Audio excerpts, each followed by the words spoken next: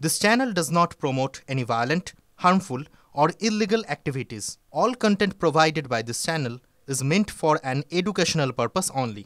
Top quality और consistent performance के लिए सिर्फ सिल्वर पंप्स नाम याद रखना।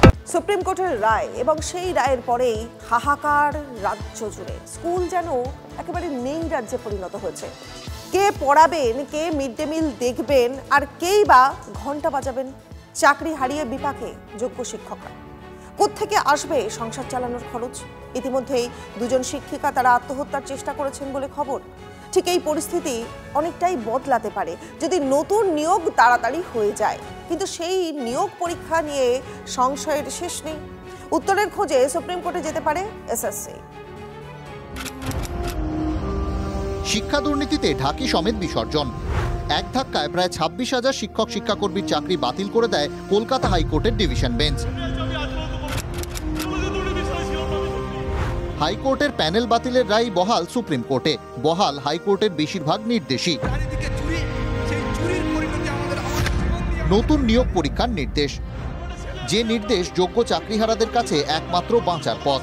স্কুলে স্কুলে হাহাকার বন্ধেরও অন্যতম রাস্তা। কিন্তু একদিন পেরিয়ে গেলেও সংশয় কাটেনি। কারা পরীক্ষায় বসতে পারবেন? শুধু কি যোগ্যরাই পরীক্ষায় বসার সুযোগ পাবেন?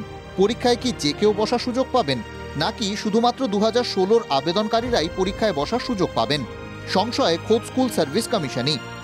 কিছু আমাদের লিগ্যাল ক্লারিফিকেশন যেটা বলে সেটা আমাদের নিতে হবে, যে কারা অংশগ্রহণ করবেন, এটা কি সম্পূর্ণভাবে সবাই করবেন, নাকি এটা যে পুরনো যারা আছেন তাদের মধ্যে সীমাবদ্ধ থাকবে, এটা তো সংশয়ের কথা।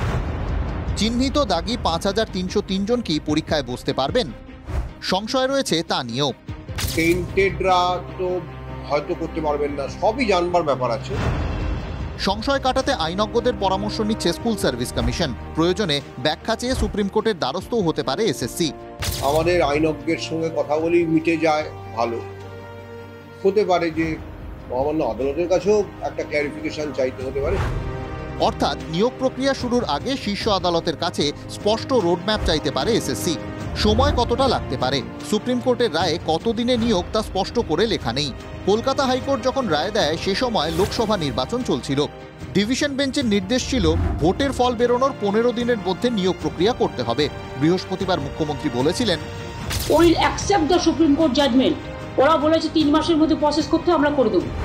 যদিও এসএসসি স্পষ্ট করে দিয়েছে 3 মাসের নিয়োগ প্রক্রিয়া শেষ করা সম্ভব নয়। 3 মাসের কথাটা রায় উল্লেখ নেই। 3 মাসে কখনোই সেটা সম্ভব নয়, রায়ে সেটা যথার্থভাবেই উল্লেখ নেই। নিশ্চয়ই বিজ্ঞপ্তি কিছু পদক্ষেপ নেওয়া যেতে পারে। যখন একজন বলছেন যে 3 মাসের মধ্যে নিয়োগ প্রক্রিয়া করো, এটা সবাই বোঝেন যে কোনো নিয়োগ প্রক্রিয়ায় 3 মাসে শেষ হতে পারে না।